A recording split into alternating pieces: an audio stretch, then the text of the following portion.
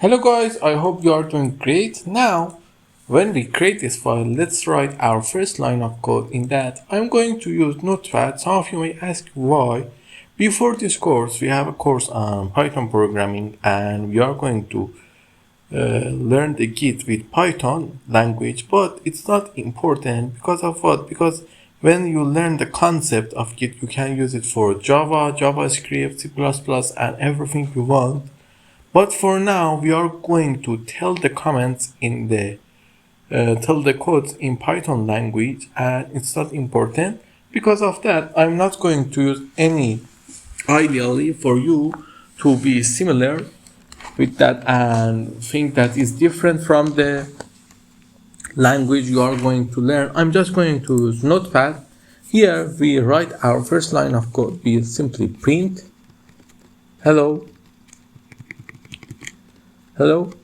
world. It's a simple line of code that every language or every programmer read and write about.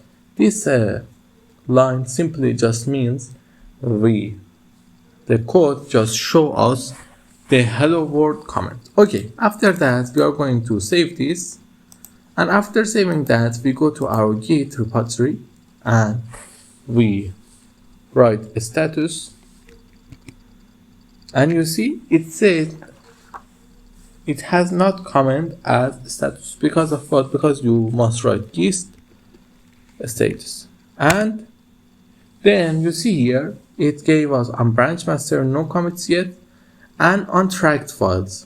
What does it mean? That means the Git is not tracking our file and it's not making history of what we are doing on our file.